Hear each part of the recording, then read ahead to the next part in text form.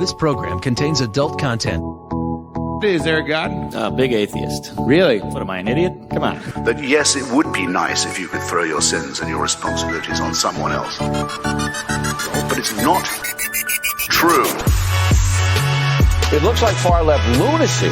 I don't believe that it's true that religion is moral or ethical. You don't need to follow anybody! It's not human intelligence! If someone doesn't value logical consistency, what logical argument are you going to give them that will demonstrate that they should? Hello and welcome to the Godless Rebelution. Today is October 27th. This is October. This is episode 356.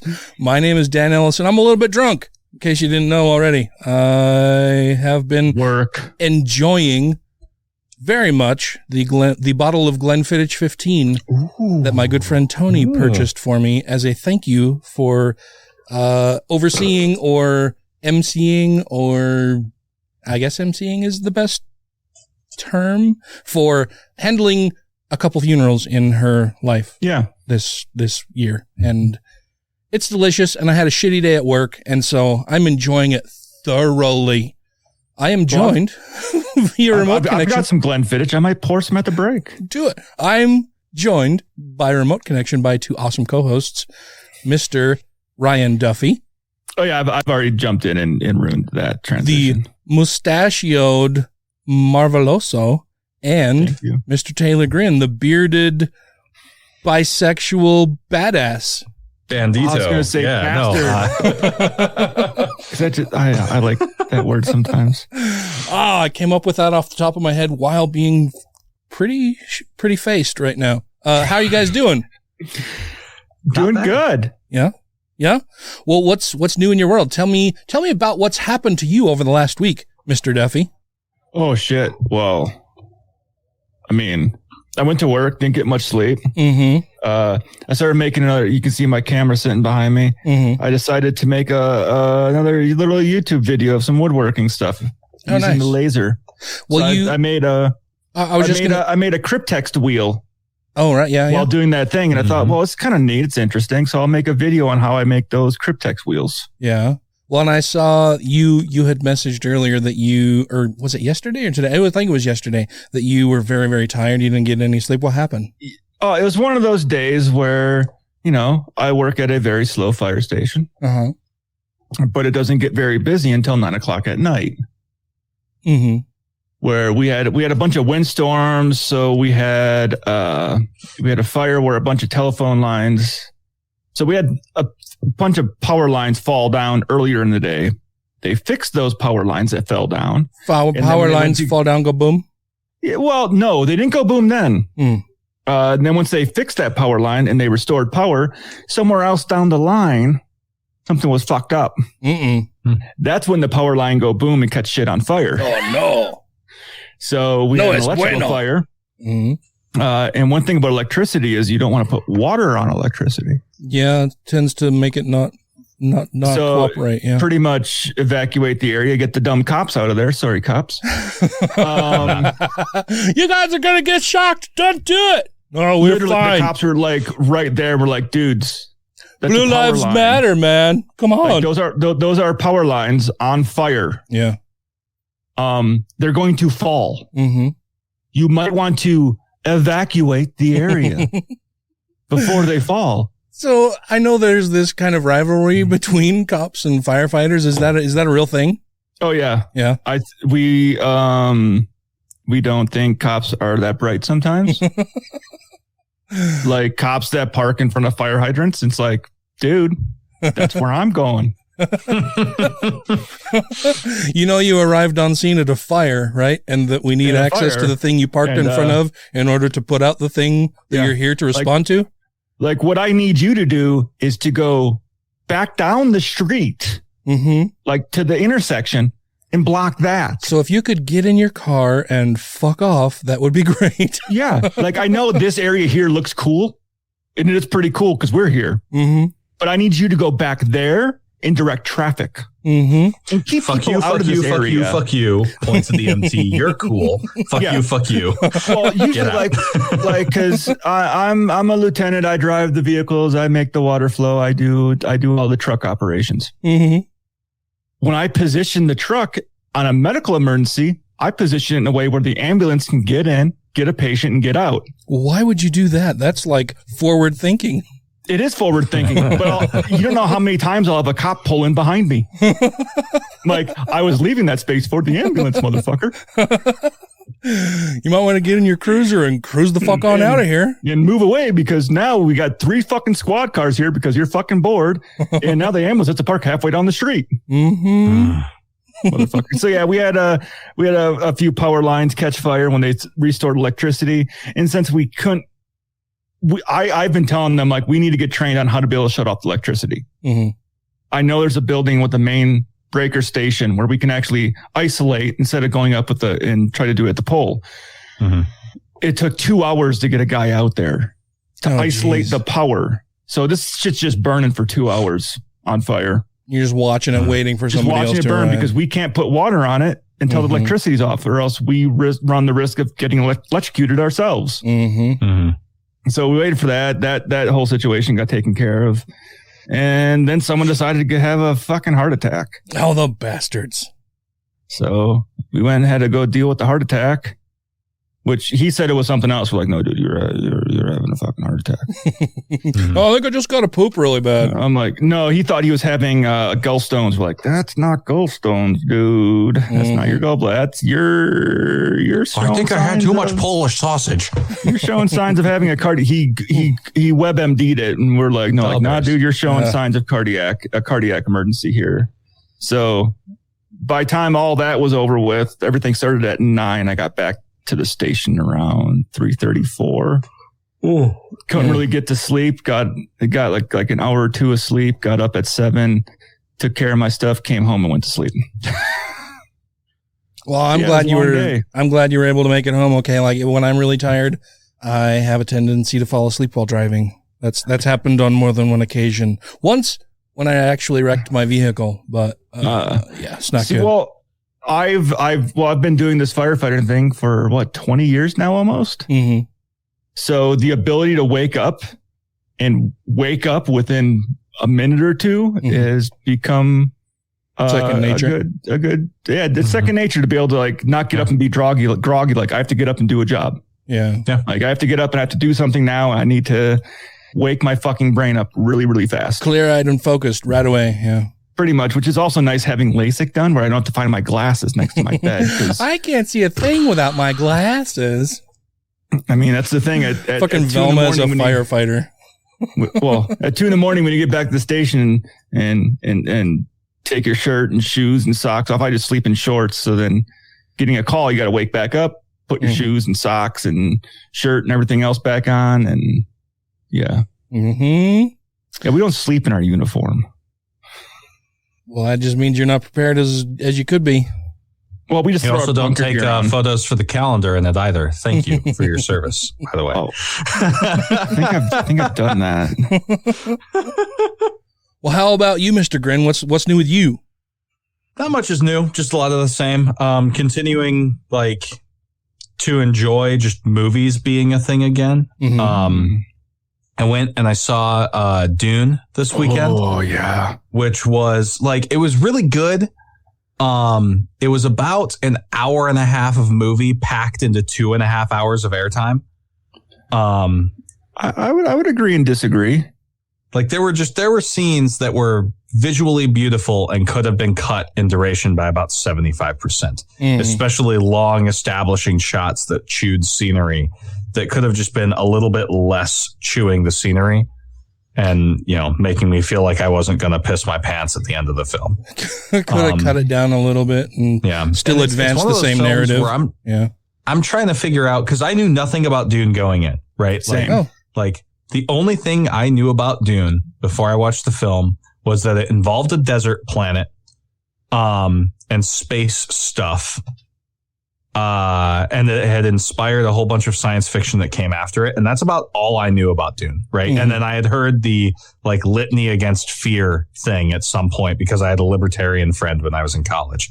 It doesn't everybody. Right. Yeah. I'm really glad to say that friend is no longer libertarian. Oh, good. I thought you were going to say alive. He outgrew it, unlike so many other people. No. No, she's a very different person now. So, what was I going to say? Anyway, so I went to the film and I was like delightfully pleased, but there was a lot of it where I was like, trying to think if I want to phrase this without being an asshole about it. There was a lot of the plot where I just followed along. Like it felt like a really basic plot to me. Like there's an empire, there's a house that like manages this desert planet, and another house is being called in to manage this desert planet. And like there's also a religious order of like basically space witches who are managing things from behind the scenes. Like, okay, I can get on board with that. And I've started seeing a lot of posts of people who are like, well, this movie was hard to follow and I didn't get this. And I was like, they spent 10 minutes of screen time going over one concept. Like literally the whole movie was laying out the groundwork for all the rest they want to make. Yeah. It was like, this is not hard. Like I had more difficulty in some scenes hearing a couple of the characters, right? Because there were some times where the sound was poorly balanced, especially with the female lead.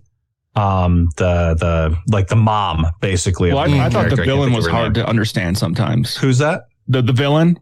Yeah. Skarsgård? Yeah. Well, no, the big bad has a pretty like clear, resonant voice. At least in the theater I was in, his sound is balanced pretty well. There's just a few scenes where it's like, what'd he say? Tracy and I watched it at home on the couch and had captions on, so that was not an issue for us. Yeah. But the score for the movie I thought was fucking incredible. Oh, that music drove it. Fun fact, the guy who was playing the bagpipes was actually Hans Zimmer.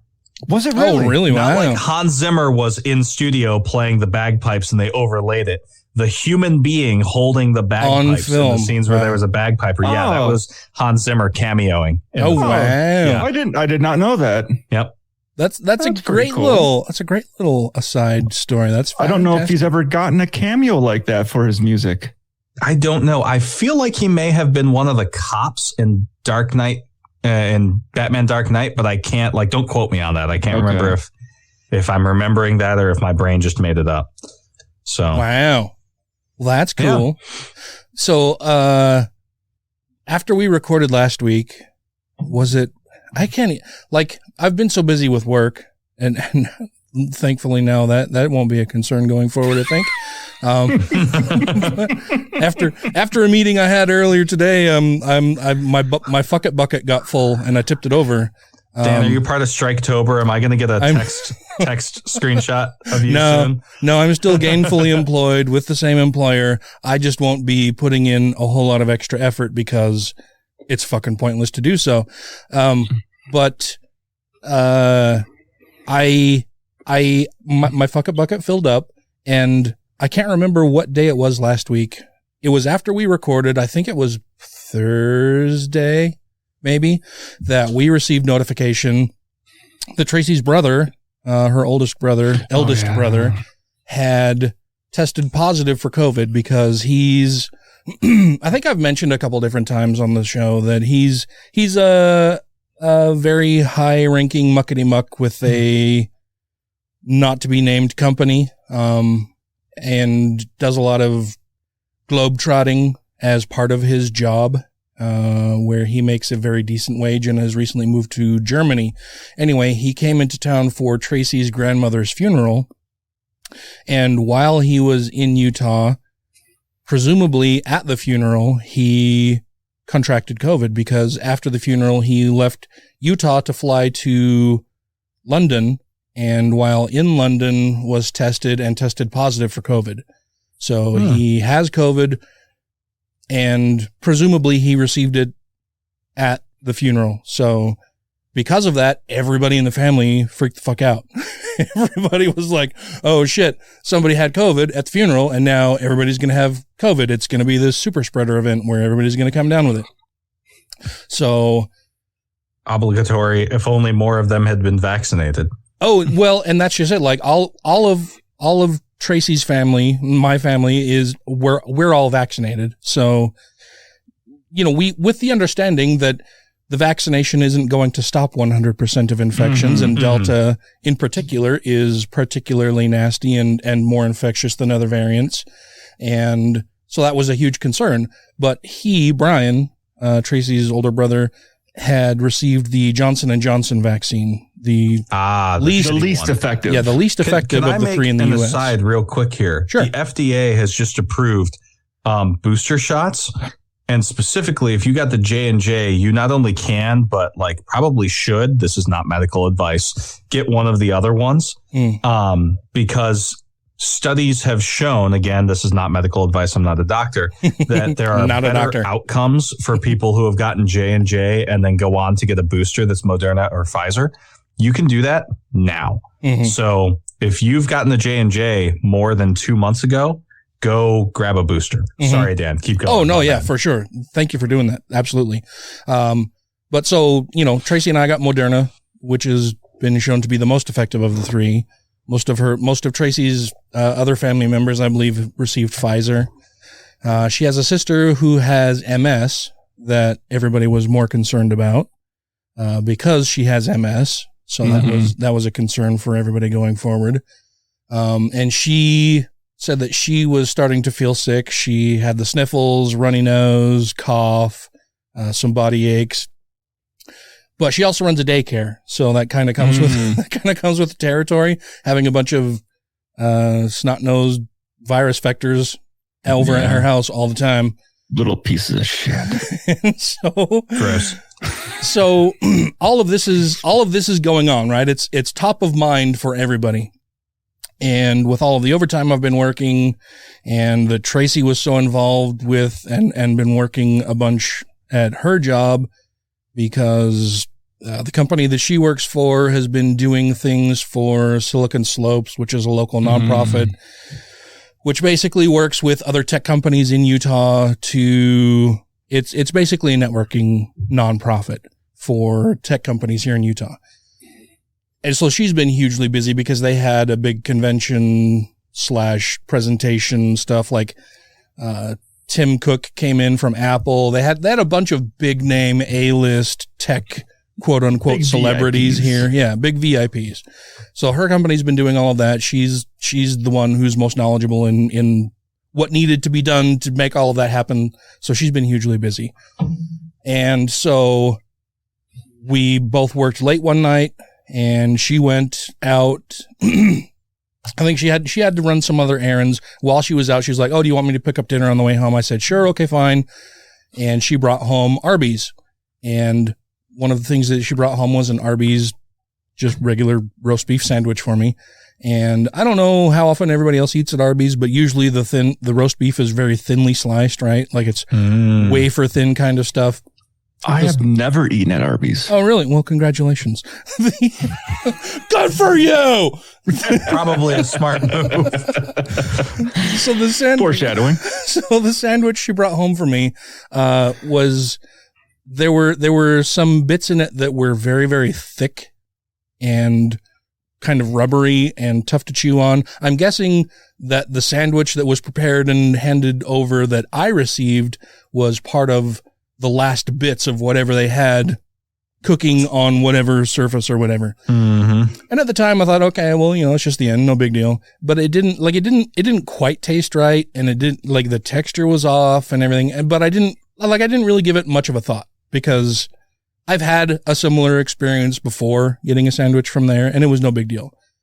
I have never had food poisoning in my entire life. I've lived 47 years and have never had food poisoning. I've also never had COVID. So the next day, when I was feeling fine, everything was super, although I knew that a family member had tested positive for COVID. Tracy and I had gone out and gotten our own tests. We did the spit test. She took them back to the place where we got the test to have them evaluated, and we were going to be receiving our results within 24 hours or whatever. So I'm just, living my life as if maybe I have COVID, maybe I don't. We canceled some plans with some friends that were going to come over. Hey, I've been in that boat. Yeah, exactly.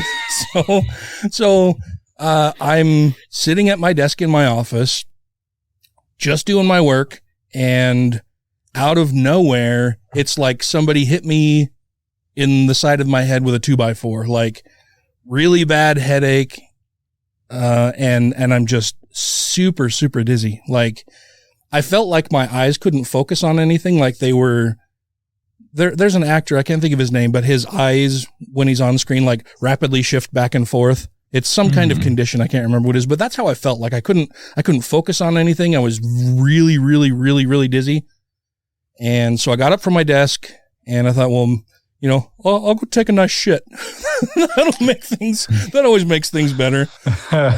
So I went in, sat down for a little while, got up, and I still wasn't feeling much better. So went downstairs into the kitchen, got some water, and I'm standing there in the kitchen and...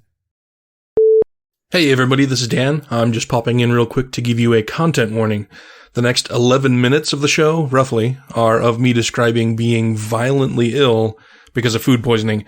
So I wanted to give you this opportunity to skip past all of that if you'd like. So feel free to hit the pause button at the end of my 3-second countdown that I'll give at the end of this little interlude.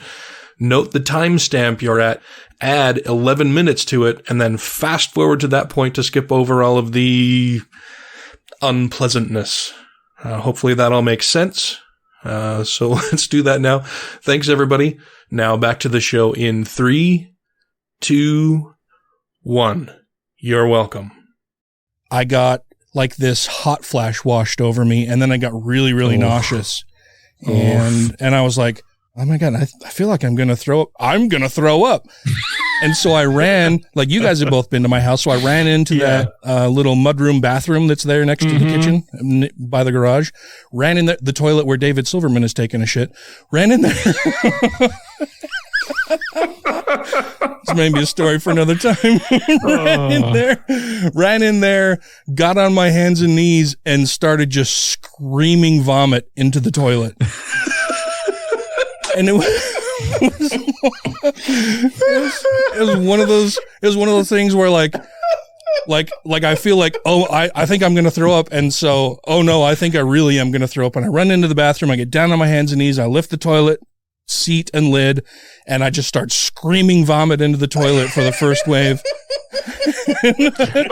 By the way, while Taylor's laughing, I got David Attenborough's voice going on in my head, narrating this, going, and then he walked into the bathroom and started screaming vomit into the toilet. So the first wave happens, right? And I'm just like projectile scream vomiting into the toilet. And that first wave finishes, and I'm just like, I'm still on my hands and knees, kind of wavering a little bit back and forth because I'm still really fucking dizzy. And it was just like, holy shit, that just happened. Like, I couldn't tell you the last time I vomited, and I couldn't tell you like with that veracity. Like I could maybe give you an estimate on the year and month in which I last vomited from being really fucking drunk. But I could not tell you at all the last time I vomited from just being sick. And like the last time I vomited even from being super drunk was a couple of years ago. And so having that happen, I was just like, holy shit, that just happened. And then you're sitting there and the nausea is still there. The dizziness is still there. And then you get hit with the smell. And so then I go through round 2 of the vomiting where I'm just screaming vomit into the toilet again. and I'm just like, into the toilet. And then it was like the smell got to be too much. And so I flushed the toilet and I'm sitting there. And then I flushed the bathroom. It is a very small bathroom. And it like the stench filled up really quickly. And I have a real, like, if I hear somebody vomiting, I'll probably vomit. But if I smell vomit, it's almost a guarantee. Like it's going to happen. Now it's aerosolized in the room. Yeah. So like now the whole room smells of vomit. I've already gone through 2 rounds. And then it's just like, okay, well, fucking buckle in, man. I'm going to purge everything just so that I'm not in here for much longer. Right. So then round 3 happens and I'm screaming vomit into the toilet. That finishes up. I flush the toilet, get up, wipe my face, send Tracy a text message, and I'm like, I don't know what's going on, but I'm super dizzy. I'm hot. I'm nauseous. I just vomited into the toilet. And then I start walking through the kitchen, down the entryway up to my office again, because I figure, well, I'm just going to go sit down, try to do some work. I don't know what the hell is going on. And she comes upstairs and she's like, oh my God, are you okay? And she's like, well, just, go put your pajama pants on, hang out, relax for a little bit. You don't need to work right now. Everything's fine. So I go into the bedroom, pull on my pajama pants. And while I'm trying to do that, I'm still super dizzy. So I sit on the bed for a minute and then realize, okay, well, if I don't lay down, I'm going to fall down. So I just climbed into bed, like with my t-shirt, socks, pajama pants on, climbed into bed, got under the covers, and I'm laying there and like the room is spinning. I still feel like I might puke again. And I'm like, oh, at this point, I'm like, I'm pretty sure I've got COVID. I had been sending you guys text messages like, holy shit. That's actually what I'm looking at right now. Where I told you the doctor orders 2 shots of whiskey and he said, oh God, that would make me puke for sure. The next text, I just vomited. And meanwhile, Sandra and I are talking back and forth. She's like, I've had COVID twice and this does not sound like COVID. And I'm like, I don't know how to say that to Dan without looking like a total asshole though. Oh man, it was fucking awful. I mean, I was in the same situation a couple months ago, but I was naked doing it. Oh, yeah. Where you said that you got food poisoning. I've never had food poisoning before. So anyway, all of this happens. And I'm like, because of everything else going on with the funeral and Brian testing positive, Tracy's sister thinking she's got it. We just went in and got our test. I was sure that I had COVID. So, I'm just laying there. Tracy's like, well, I feel fine. And I'm like, oh, well, I hope that stays the same for you because this fucking sucks.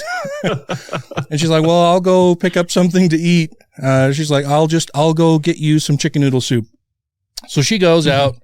I think she went to Zuppa's, got some chicken noodle soup, brought it back home.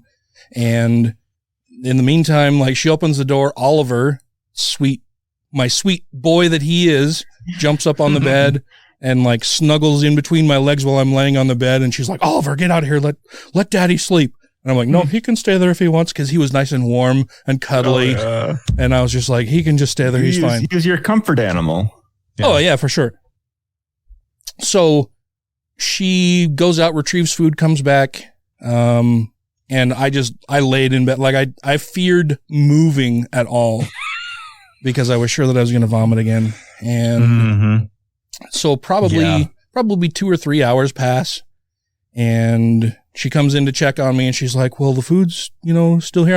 I came up to check on you. I didn't want to bother you if you were sleeping. I'm like, I haven't been sleeping. I've just been terrified to move. So I'm like, okay, I'll come down and see if I can choke down some of the soup. So I came down, ate the soup, was feeling a little bit better. We went downstairs, started watching our shows before we go to bed.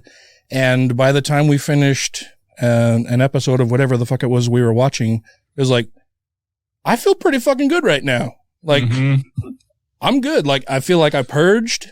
Everything's fine. Like, I'm no longer dizzy. The nausea is gone. I still have a little bit of a headache, but, maybe that's just from scream vomiting and my nose, because I was scream vomiting, my nose was running and, alternating between being runny and stuffy. And I'm sitting there thinking, and I'm trying to piece together, okay, well, if it's not COVID, what the fuck would have happened?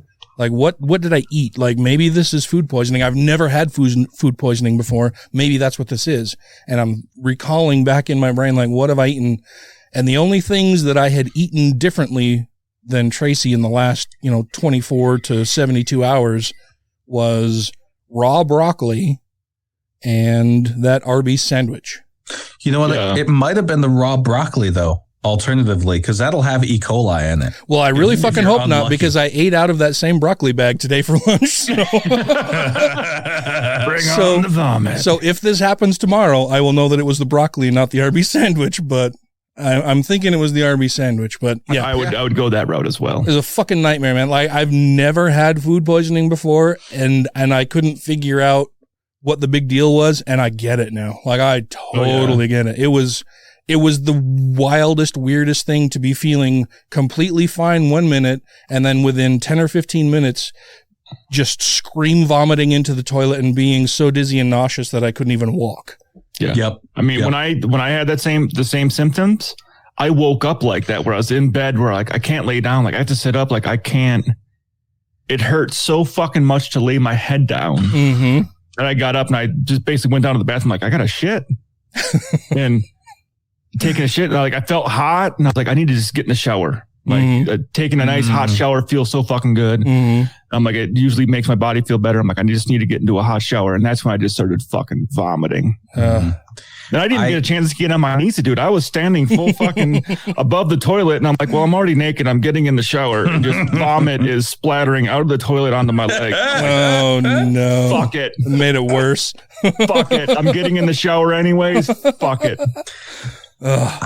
I fucking, the day that I enlisted in the Kansas Air National Guard, my family, because they're fancy, we went to oh, you fancy, huh? Because we're fancy, like we busted out the metal silverware, and we went to Olive Garden, which I have not since gone to, nor shall I ever go again. And I got chicken Alfredo like a child, and what? I love chicken Alfredo. Oh yeah, no, absolutely, but it's mac and cheese for adults. I love mac and cheese too. Mac and cheese is great too. I'm just saying, it's the most childish of all pasta dishes. Dude, if you cut up some hot dogs and put it in there, it's delicious, amazing. Just poor man's food. That's awesome. Oh yeah, no, I love. Don't get me started on peasant food. It's great. I had a fantastic etouffee last night. So fucking yeah, go home, go to sleep. Supposed to have drill weekend, my first ever drill weekend the next day. Wake up at about midnight with this like gurgling feeling and like barely make it to the bathroom in time. And for the rest of the night, it's both ends, like just shouting at the toilet and at the waste paper basket. Like the family dog is yelling at me from the other room, you know, because he's scared at the noises I'm making. I'm fucking screaming into the garbage pail, like just like awful shits. Like it gets to the point where I'm so fucked up from this. I get in the shower, turn on the water running, and just lie there and just like let it happen.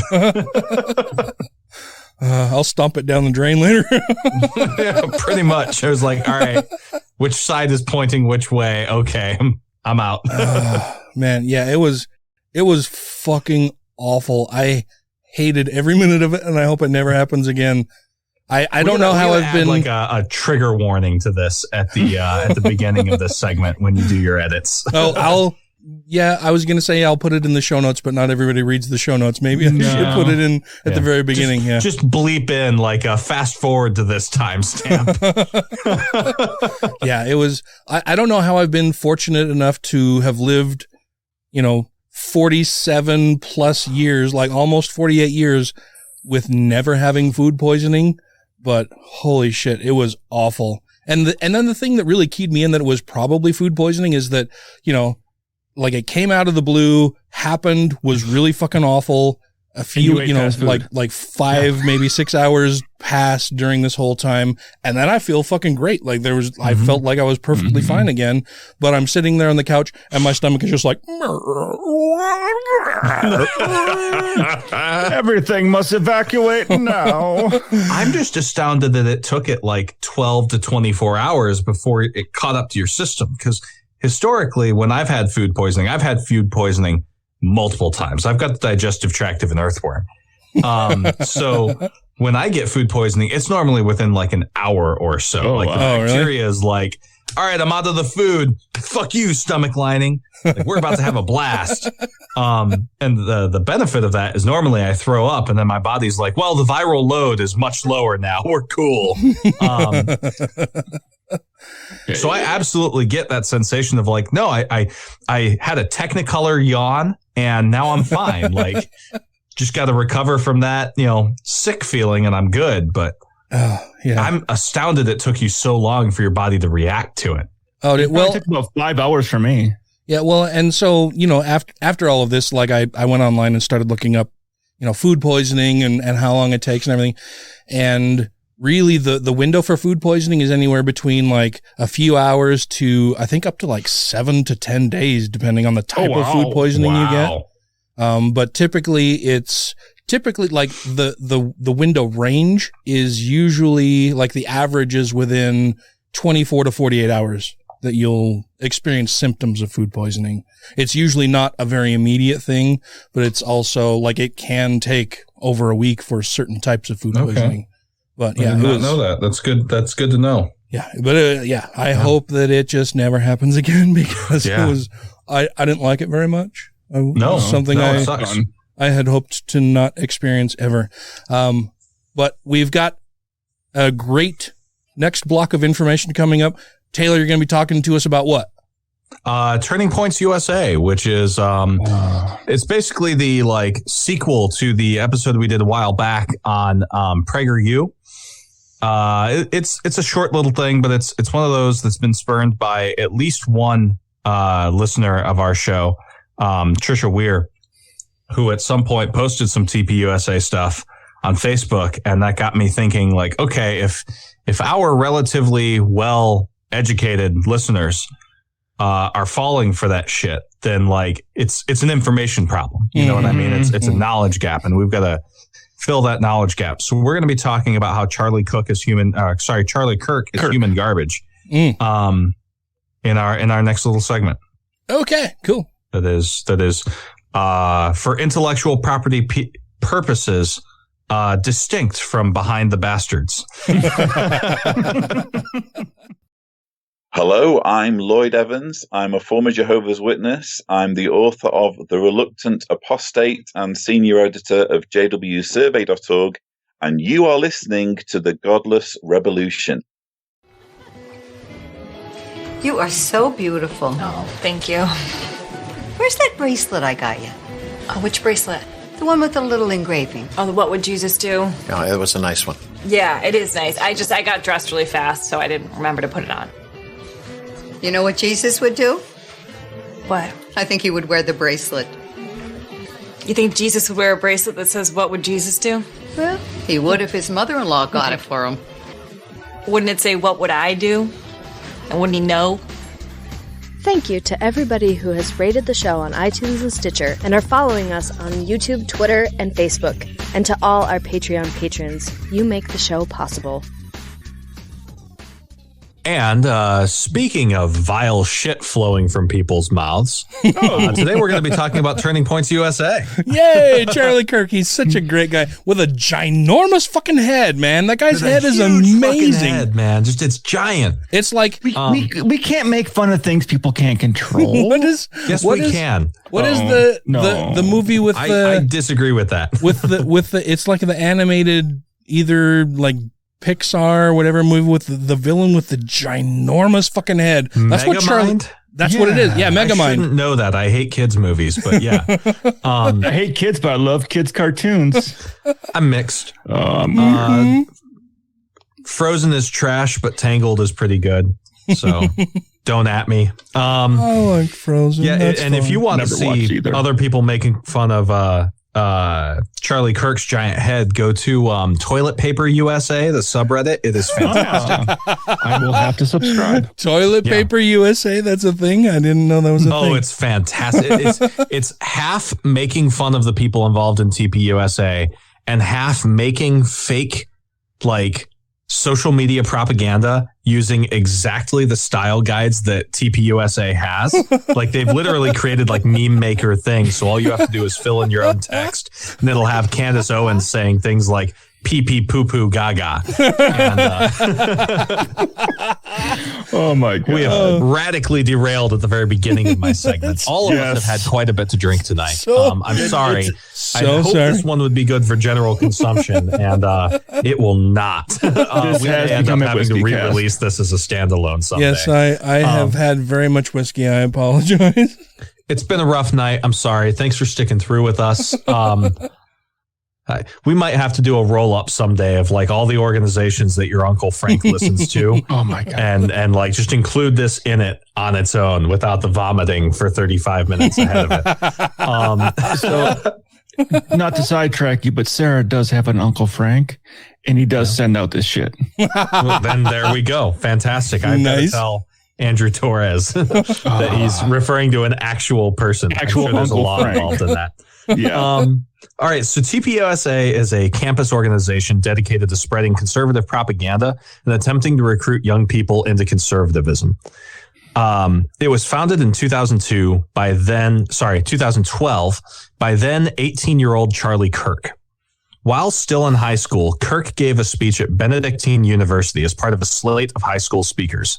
There, for some reason, watching a bunch of children speak was conservative activist Bill Montgomery, who discovered Kirk and advised him not to attend college, but instead to become an activist. Definitely not a great pedophile. advice, by the way. Don't go to school. We will pay you a lot of money to spew our bullshit.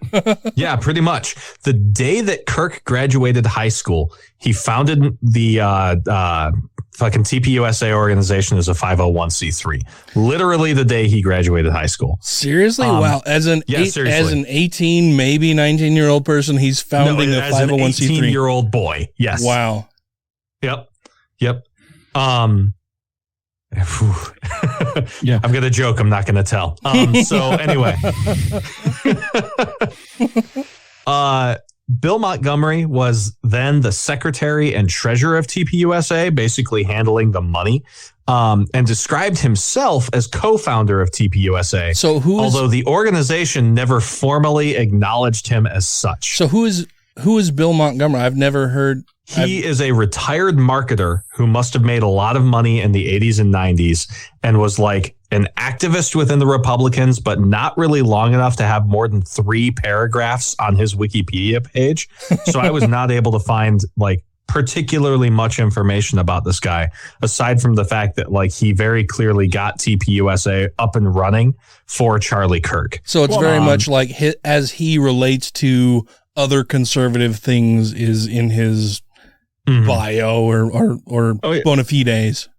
But I would say it's very much in his wheelhouse. He's done a good job with it because every time you watch any conservative platform or big, I guess not rally, but meeting like at their conventions, I always see Turning Point USA's logo in the background of almost every single fucking conservative rally. Yeah. Well, and like I need to get somebody who is more educated on things like art than me on some time to talk about this, but how fascism is really good about aesthetics. They understand aesthetics and they understand the important that like aesthetics matter. Like Black Lives Matter was really successful as a movement because they understood the aesthetics of that raised fist. It's a simple design. Yeah, it's fantastic. Dude, whereas Occupy Wall Street never had good aesthetics. Dude, I can't tell you how many times that Tracy and I have been watching something like Man in the High Tower, where they're going over Nazi propaganda and a lot of their illustrations and graphics and everything, and it's like, that's really fucking appealing. Like it's solid, bold, fucking angular, muscular. Like it's a very, very appealing presentation of their logo, whether or not their ideas are shit. Like it's you can get taken in by that pretty easily. It's a whole art. And it's the communication equivalent. Like in law, they say if law is on your side, pound the law, right? If the argument is on your side, pound the argument. I'm butchering this quote, but if neither is on your side, pound the table, right? And that's the pounding the table of communication. It's not about the information you're conveying. It's about the way that you're conveying it. And Hugo Boss looks good. You know? So there's not really much that we can say about Bill because he earned the Herman Cain Award in July 2020. Does that mean he died from COVID? Yes. Oh, how unfortunate. Yeah. Anyway. Or made pizza. Oh no. Anyway. So the current creative officer, going over some of the leadership of TPUSA, aside from Kirk, the current creative officer is Benny Johnson.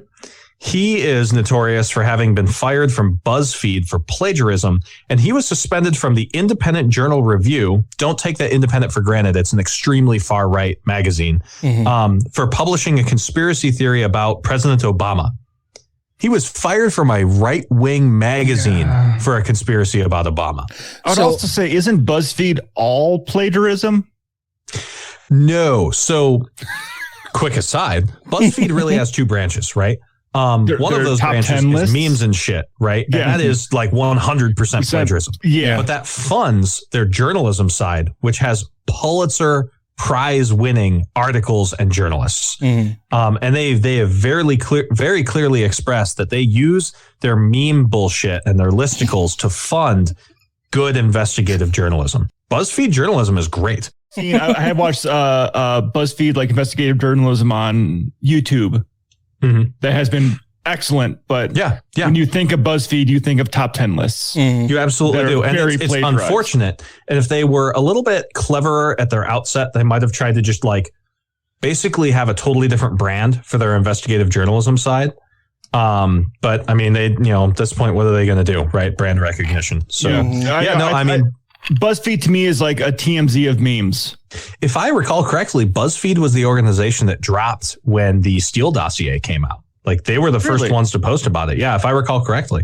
Yeah, they've done some hard hitting shit. Yeah, they have. I think they're also the people or the organization that dropped information about Silverman when he was doing all of his fucking shit. Was it that or Slate? I'm pretty sure it was BuzzFeed. I'm going to go back and look at that. Yeah, pretty sure it was BuzzFeed. I might be thinking of different controversy. I'm thinking of Sam Harris being a jackass. Yeah, you're right. Yeah. Yep. I know BuzzFeed has had quite a few firsts. But absolutely, it's hard not to think of them as a meme organization. Just from the content that's normally circulated throughout the Facebooks and the Twitters. Top 10 places to take a shit. One of them is Dan's house. All right. There's only enough room for so much shit in this segment, and TPUSA is present. So TP. Another guy working for them, Tyler Boyer, is a Mormon who is a member of TPUSA. He is the chief operating officer. He graduated from Arizona State University and chaired the Republican Party of Maricopa County, the place where Joe Arpaio ran self-described concentration camp jails. Yeah, not surprised. Yeah, no, not at all. And that's actually one of those things where now, like in researching this article, I've wanted to like figure out how much Mormon involvement there is in TPUSA because I graduated from, Utah Tech University as of today, or at least notionally as of today. So, yeah, formerly known as Dixie State University. Suck it, Southern apologists. Candace Owens, who you may know. She resigned from TPUSA after media covered a speech she gave in London where she said, I quote, "If Hitler had just wanted to make America great and have things run well, okay, fine. The problem is he had dreams outside of Germany. He wanted to globalize." Wow. So the extermination of Jews strictly limited to within the borders of Germany is totally fine and acceptable to Candace Owens. Yeah, I think that she listened to like an Eddie Izzard routine and didn't realize that was comedy or something similar. She's fucking awful. She's a terrible person, man. Yeah, nope, don't want to get canceled. There's words I could say, but do not Bill Maher us, Dan. Do not Bill Maher us. The organization raises between $8 million and $28 million a year from a variety of conservative organizations and individuals, including the wife. Fucking laugh at. including the wife of Supreme Court Justice Clarence Thomas, which surely isn't a conflict of interest, and has several spin-off organizations to include TP UK, TPUSA Live, which has among its hosts the notorious racist Jack Posobiec, Students for Trump, the School Board Watch List, the Professor Watch List, Turning Point's Faith, and Turning Point's Action, which is a 501c4, and it's probably breaking the law by intermingling its activities with TPUSA. More on that later. Yeah. So as the former president of a 501c3, I can tell you that we had explored the options of creating a 501c4 in order to specifically endorse or support political candidates. And We did not ultimately end up doing that because it was just too much. Like we didn't want to be questioned about that. Yeah. Imagine, if you will, because you were working for American Atheists of Utah, right? Mm-hmm. Yeah. Let's say that you spun off a organization that was like Atheists of Utah Action, the organization, 501c4, right? Yeah. If any of your materials contained a hyperlink, say, to American Atheists of Utah, that would be a violation of tax law, because now you're using your 501c4 to advertise for your 501c3, right? Mm-hmm. Yeah. And that would have been a real fucking problem. Exactly that. Yeah. And that would have been a big fucking problem. And we see that kind of shit being repeated currently by organizations like Facebook that is what? No. Yeah. Under increased scrutiny for their involvement in, I don't know, making everything worse all across the fucking planet, like not just in America, but fucking everywhere, putting profits over people time and time again. Sure. Myanmar, Ethiopia, I don't know. No, they're fine. They're fine. But I mean, they're great. They're a great organization. Them having their watch. Okay, I'll punch up here, as John Lovett from fucking Pod Save America said. But have we thought about the good things that Facebook has done for the world? I'll punch up on that. Come at me, John Lovett. Yeah, we gotta look at the weight. But them having like their watch list, like their school board watch list and their professor watch list, makes me think of fucking McCarthyism. Mm-hmm. Oh, hey, did you read ahead on a script? No, I did not. All right. McCarthy is one of the negative people from Wisconsin. Ryan's like, it's a Wisconsin thing. You know, I don't think you can trust people from Wisconsin. It's in Wisconsin go to McCarthy's grave to piss on it. Mm-hmm. That's fantastic. We got to do that sometime. I didn't know that was a thing. I'll take you there. Yeah. Okay. Appreciate you. Well, it's a date. Deal. So Charlie Kirk we're dating. is a fucking liar. Kirk claimed in 2015 that he applied to West Point and was denied his slot for, quote, a far less qualified candidate of a different gender and, I don't know what the fuck he meant here, persuasion. Yeah, what is that? Does that mean like a lesbian? I don't know if that means gay or a different political alignment or what. But race? That was the word he used. What the fuck is he talking about? Yeah. I don't know. But the thing is that that's pretty much a white supremacist monomyth. Like I know many, many people who are closet racists or outright white supremacists who have used a variation on that exact story. I was trying for X job, college application, like what have you. And instead they affirmative action hired on a took black me out woman. of the pool. Like that's almost always what I hear. Yeah. Affirmative action. There's a certain individual in my life who I won't name deliberately, who claims that he almost got into the FBI, but they wanted to hire somebody who was Hispanic instead. In 2017, Kirk claimed that he was being sarcastic when he told that story. And in 2019, he claimed that he never told that story in the first place. What I love is that when I was looking around for this stuff, of course, I went to Wikipedia first, and they like embedded the video of the conference he was at where he told that story in that section, so you can hear it come out of his own mouth. It's constantly disconcerting that conservatives have this selective memory when it comes to the racism coming from people who are on their team, right? Like they're like, oh, well, no, this person's totally fine. They're just asking questions. They're exercising their free speech and complaining about them being canceled. It's really frustrating. Sorry. Yeah. I reposted my cancel culture thing that we did. Yeah. To my Facebook wall. You did. And a friend made a comment about that they were tired of even leftist liberals are tired of people being cancel cultured. And I asked, please provide the names of at least, 3 people who you think have been unfairly criticized and become victims to cancel culture. And it's been crickets since then. Yeah, it's Crystal and I have had like a back and forth for many years on that particular subject because we're of the same mind on most issues, but that one in particular, she's like aligned more in the Sam Harris direction. And it's been one of those, like we've clashed on this for years.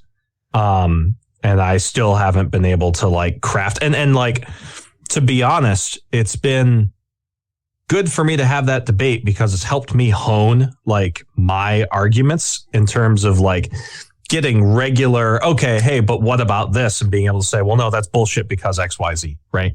Yeah. So in that regard, like I'm glad to have the interaction because I don't want to be in an echo chamber, but it is frustrating from time to time that after all this time, I still haven't been able to like, you know, hey, this is how it is. Oh yeah, So, well, that's exactly why I posted my comment of, hey, please provide me 3 names of people who you think have been unfairly canceled through cancel culture, and it's been fucking crickets. Like there's been no response to that. Yep. And like,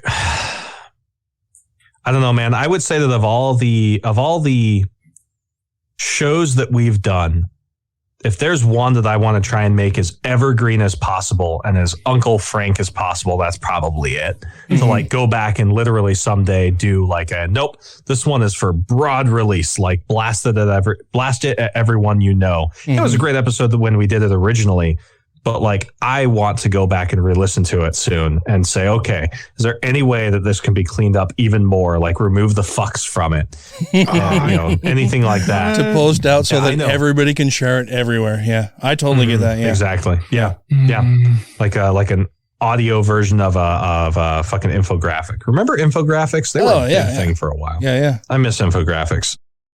This is Sarah Ponte Rivera with the Satanic Temple's Grey Faction. You can learn more about Grey Faction at greyfaction.org or find us on our social media account on Twitter and Facebook. And you are listening to the Godless Rebelution. I just can't shake the feeling that I did something wrong. Okay? Like I'm getting away with something, like I robbed a bank. I feel like I sinned, which is weird because I don't even know if I believe in that. Ooh, sounds to me like you are expanding your mind.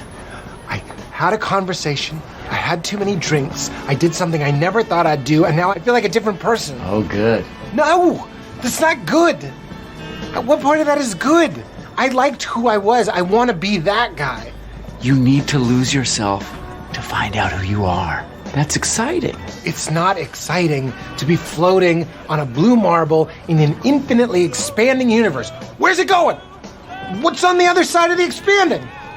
Infinite universe. Fuck! I know. No! Yes. If you have questions, comments, concerns, compliments, corrections, criticisms, or concepts for content, contact the show via email at godlessrebelution@gmail.com, by text or voicemail at 330-81-REBEL, or Twitter the twatter at TGR Podcast. Thank you. Like I said, Kirk eventually said in 2019 that he claimed that he never told the story about him not getting into West Point in the first place. I'm honestly surprised that there hasn't been any journalism done as to whether or not he even applied to West Point, but I couldn't find anything. You would think that they would have record of that. Oh yeah. But here's the thing though, is that like when he was literally 18, like during his senior year, he was told by Bill Montgomery to skip college and start a college activist group. And if you're a conservative shill, and I know this really well because I was raised to be a conservative shill, I was doing like campaign speech writing when I was still in high school for a local sheriff campaign that was Republican, right? Their attitude is that you go to college not to like learn shit, but to get a degree in hand and to have made business connections so that when you get out of college, you are appropriately networked to become successful financially. So in that regard, like Montgomery's advice was not bad, right? If your whole idea as a conservative is to go to college to make those connections, well, Kirk just made that connection. It was Bill. There's no meaning for him to go to school. But it is fucking hilarious to me that this student organization for colleges is run by a person who has never fucking gone to college. Kirk's shill instincts are still pretty good. In 2016, he was able to get a speech at the Republican National Convention, which is not bad for an organization that had only existed for 4 years. Yeah. Around the same time, he had an interview with Wired Magazine, And Kirk said that he felt that Trump's candidacy made TPUSA's work harder and that he wasn't the biggest fan of Trump. How does it make it harder when he's espousing the very ideals that you're agreeing with at your fucking core? I'm actually going to get into this a little bit later in the script, but he has some static with the alt-right, and he's been described by the SPLC as being alt-light. And we'll get to that. We're going to get to that. So is it just a difference between messaging versus belief? Like, because that's what I'm seeing. Like, it's not a question of whether or not you actually agree with and believe what Trump versus Charlie Kirk is saying. It's just in the way that message is delivered to the public. Well, imagine if your whole business model is blowing dog whistles and some guy just comes out and fucking says the quiet part out loud. Right. Yeah, exactly. That's what I'm saying. Yeah. Yep. Exactly. Yes. Yeah. Yep. Okay. So the other interesting thing is at the time, again, probably illegally, Kirk was working with both the Rubio and Cruz presidential campaigns. Insiders from TPUSA have since leaked that he was like colluding with them by way of giving them mailing lists of TPUSA members to seek campaign contributions. Yeah. So, well, they do say don't keep all your eggs in one basket. Yeah. Right. So he was dealing onto the table with both Rubio and Cruz. And when it became apparent that both of them were going to fucking lose, he shifted to Trump.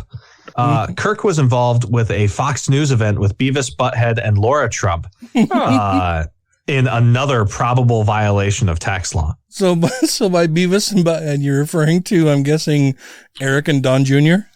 Yes. Is that right? Okay. I mean, that's who I would assume. Yeah, absolutely. Okay, I just wanted to make sure I understood because I'm a little tipsy. No, I will die on the hill. It's okay to make fun of rich people when they look like bags of shit.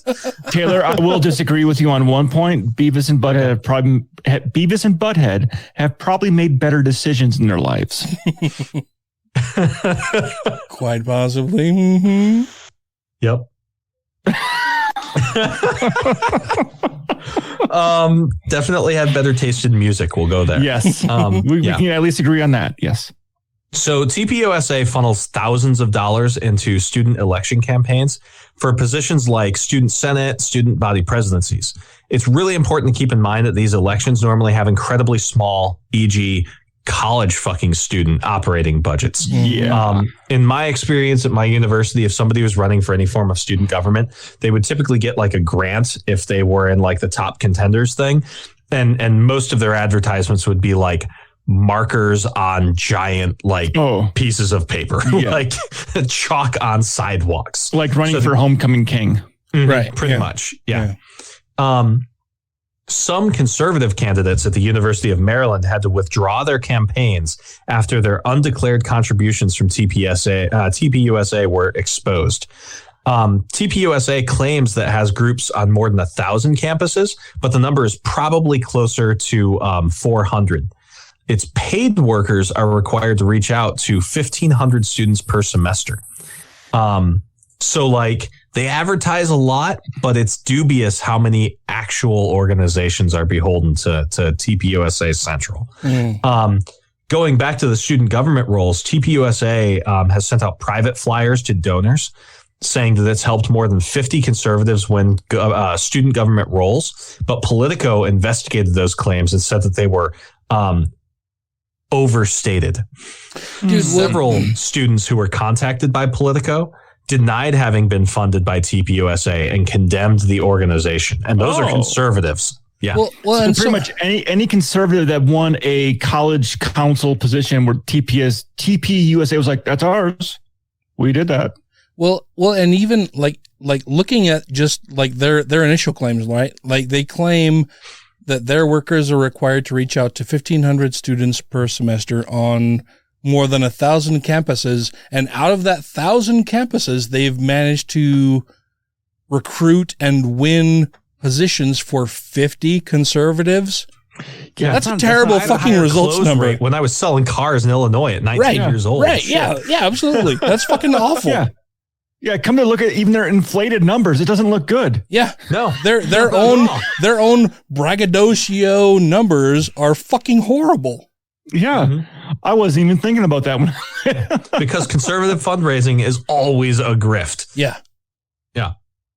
So in terms of their positions, TPUSA is really tightly aligned to PragerU. And you might want to go back and listen to our episode on PragerU if you're listening to this one. We're a lot more sober in it, for one thing. It's not actually a university. Yeah, no, not a university. I had absolutely no whiskey during that episode. No, it's tragically.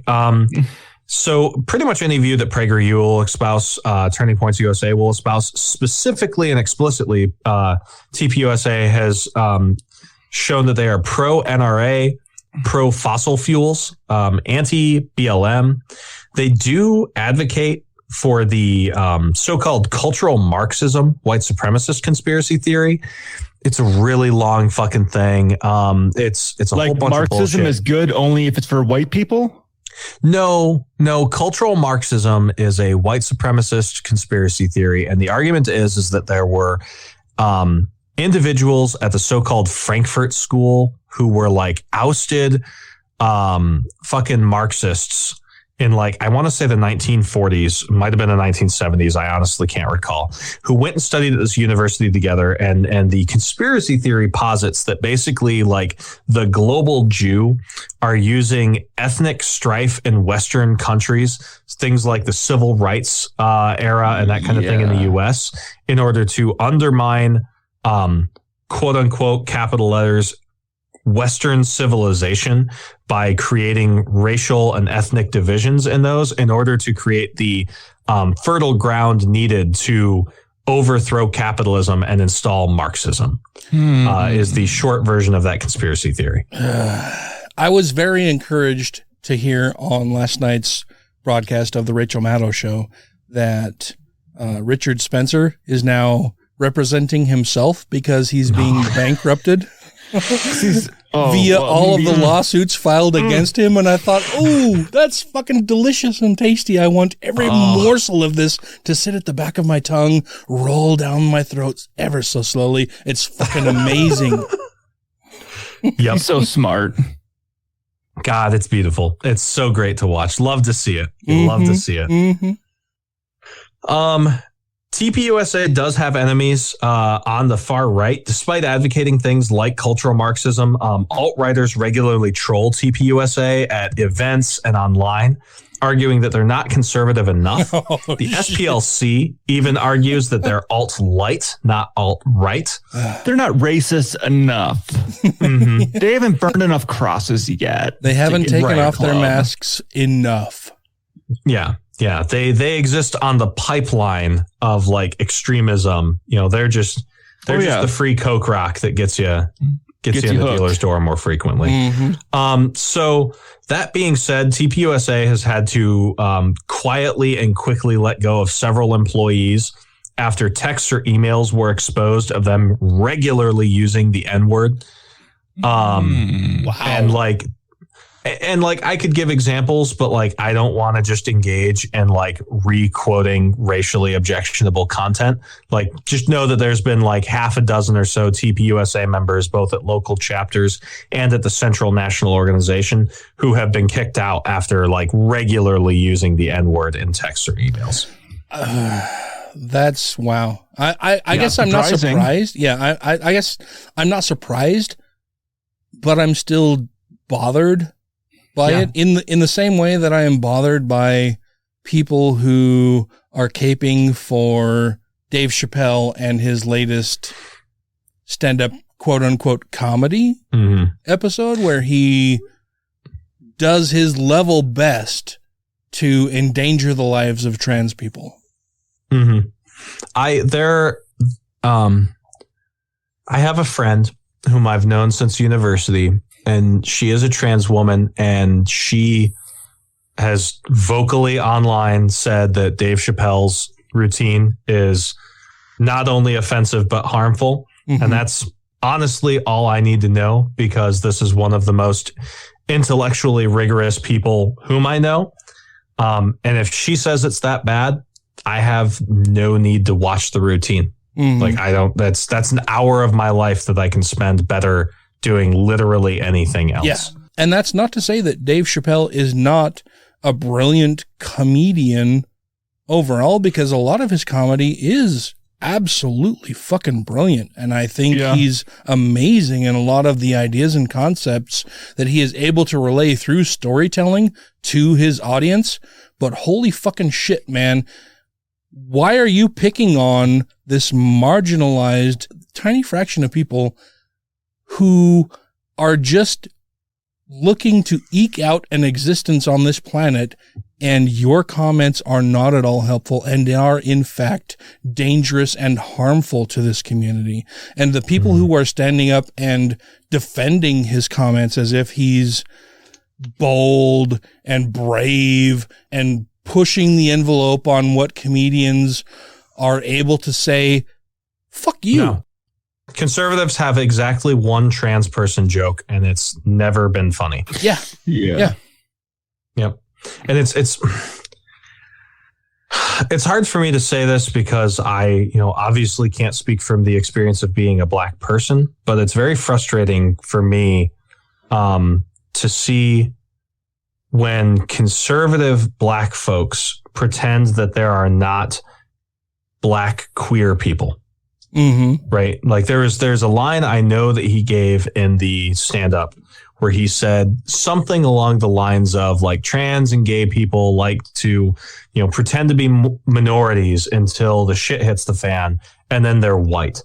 And it's frustrating to me because like the intersectionality of the thing is that there are, black atheists and black gay folks and black trans folks who not only have to deal with the societal racism of being black in a white supremacist country, right? Mm-hmm. But then they also have to deal with the issues of being, gay or trans or what have you. And not only do they have to deal with like white Anglo-Saxon fucking Protestant society's criticisms for being, gay or trans or what have you, but also black American culture in particular and its attitudes towards being gay. I mean, look at Nas X, right? Lil Nas X. Yeah. And the backlash he's received. And like, I want to be really careful in making this statement, but I don't feel like I've expressed anything that's out of line, is that like black LGBTQ splat folks have to deal with a lot of shit, arguably more shit. And it's doubly offensive to hear him punching down that way. Dude, and I can't tell you how disappointed, to put it lightly, I've been in so many people that I know fucking personally who are caping for Dave Chappelle and his latest performance. Yeah. Where if they were to apply those same bits of skepticism that they apply for Trump and his acolytes, pounding their chests and beating the drum of, stop the steal and rigged election, all that kind of fucking bullshit that is absolutely fucking nonsense. If they were to apply that to the types of things that are coming out of the mouth of Dave Chappelle, Joe Rogan, any of these fucking dark web people, they would instantly see how harmful a lot of these comments are and how dangerous they are. Mm-hmm. And they don't seem to fucking care about that. To be an asshole for a minute, right? To anyone who may be thinking like, well, it's if they're demanding that I learn a new name or use like a weird pronoun like Z or Zer or what have you, or anything like that, like motherfucker, I have studied, to varying degrees of success, German, Swedish, Italian, and Spanish. Do you know how many fucking pronouns I've memorized? Like, it's not fucking hard. Just do the shit. If you've ever, I saw this fantastic meme sometime this week. Somebody said, if you've ever had anyone in your life who's gotten married and you go from calling them Miss to Mrs. and go from calling them Ms. Smith to Mrs. Johnson, congratulations. You know how to handle it if somebody that transitions. Yeah, exactly. Yeah. Done. Next fucking problem. Stop being a whiny bitch about it. Yeah. And stop being an asshole and pretending like you're being canceled for something that you fucking said when you're pointing to your right as a First Amendment speech haver. that then people are calling into question what you've said using their own First Amendment rights. Yeah. I do want to move on. If that's cool. Yes, absolutely. So TPUSA, one of the things I mentioned earlier, has what they call the Professor Watch List, and it is a McCarthyian repository of professors who discriminate against conservatives, advocate progressive viewpoints, and or promote, quote, un-American values, according to TPUSA. Mm-hmm. Politico describes the list as highly inaccurate and that it regularly accuses professors of making statements that they've never made. Further investigation seems to indicate that like basically anyone can make a submission to this website and they more or less rubber stamp the submissions. Multiple professors who have been on the watch list have reported threats to include death threats. Some names on the list include people like Al Sharpton, Joy Reid, Noam Chomsky, James Comey, John Brennan, Hunter Biden, and Peter Strzok. Well, I mean, Hunter Biden with that laptop, he's got to be on the list. Yeah, oh yeah, absolutely. The laptop that he traveled across the country to give to a person and never. Yeah. I mean, that one, the one that seems just completely ordinary to drop off at a repair place. Yeah, absolutely. So, one of the other things to mention about TPUSA, they had some involvement with the January 6th insurrection. On Twitter, Kirk claimed that the election was stolen and that Trump had won. He tweeted in advance of January 6th that TPUSA would be sending 80 buses filled with protesters to the Capitol. In fact, 7 buses showed up to the Capitol on January 6th with about 350 people. And Kirk later deleted his post saying that it was, quote, in bad judgment and that it was, quote, not wise to enter the Capitol, but it wasn't necessarily insurrectionist to have done so. Not necessarily. Wow. E.g., my lawyers are telling me to say this. Yeah. Wow. So he had started in, I want to say 2019, an organization called Falkirk, which is a portmanteau of Falwell and Kirk. Okay. It was an organization at Liberty University. And in 2020, that organization collapsed when Jerry Falwell got caught with his pants down. Mm-hmm. The organization had previously employed the Hungarian Nazi Seb Gorka and Jenna Ellis, who was a former Trump legal counselor. When Liberty goddamn University canceled his contract, Kirk established Turning Point Faith, which had the operating goal of, quote, to recruit pastors and other church leaders to be active in national and local political issues, which I read as, I want another revenue stream. Yeah. Here it is. Yeah. Mm-hmm. Absolutely. Yep. So that's what I've got for now on TPUSA. I mean, isn't that also illegal? To do what? To get churches involved in political organizations? So, yes, this might be something we should try and get Andrew on someday for. Like the legalities of a 501c3 religious organization being involved in a political fucking... And furthermore, there is a specific type of protest that a lot of religious organizations will do where they will deliberately record themselves making political endorsements, saying that they're a pastor, saying that in their capacity as being a pastor, and then basically end the video with a "come at me, bro" aimed directly at the IRS. Yeah. And because the IRS has, as a matter of policy, not gone after religious organizations for making political statements, they get away with it carte blanche. So even though it is notionally illegal to get pastors and church leaders active in national and local political issues, the IRS is not enforcing that shit. Mm-hmm. And that's something I know Andrew has talked about in the past. Well, I mean, it's the times when these people have cried foul and like, oh, the IRS, the government's coming after us. Like, no, this is perfectly fucking legal for them to investigate your shady fucking dealings. Yeah, well, and they'll do it with things like schools, but they tend not to do it with like a church. Mm-hmm. Yeah, well, and it's because they're terrified that the IRS is going to be seen as being harsh on religious right-wing ideals versus leftist ideals. Like fucking Facebook. Mark Zuckerberg was terrified of being cast as a person who is supportive of leftist ideals versus those on the right, has swung so far to the right that it makes it absolutely fucking pointless for everything that he's doing. Yeah, Facebook deliberately directed like their internal fact checkers and whatnot not to enforce violations against Breitbart because they were concerned about being negatively targeted by the outlet. Yeah, exactly. As it was being run by Steve Bannon. Yeah. And it's fucking nonsense. Yep. That's what I have for now. The problem with reporting on TPUSA is that like they're run of the mill shitty Republicans.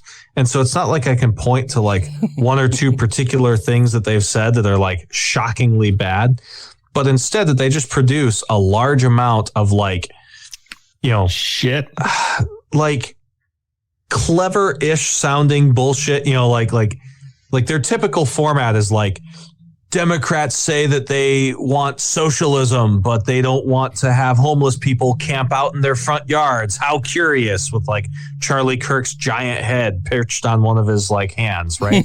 and like they're not interesting, but enough people share their bullshit that I wanted to make sure that like you, the listener, are aware that they are not anywhere close to as like they're not even in the neighborhood of neutral, right? Like they are right-wing propaganda aimed particularly at recruiting young people to conservatism, run by a person who has never gone to a university. So, yeah. Yeah, I appreciate all of the information. We have... I've never gone to university, and they're not getting to me. There you go. We have far extended our time for a 1 hour episode this evening, but I'm glad we did it because it's been a lot of fun. Yeah. Well, I mean, that's what happened. Yeah. When we have whiskey casts, they go longer than normal. You're welcome, audience. It's bound to happen for sure. Before we go, I want to make sure that we thank our Patreon supporters. That would be Two Skeptical Chaps. Alan Firth. Don't Be a Richard. Hunter Grin. John McCullough. Ollie Olson. Sinead Duffy. Steve Kuno. Thanks for continuing to donate to us, even after I reviewed 007. Stephen Andrus. Tiffany Hudson. Vanessa. All hail Peneth Buttra. Corey Ebert. Jeff Peterson. Krusty the Clown. Jeremy Goodson. Matthew Sanders. Megan Mitchell. The guy that asks questions before he finishes the show.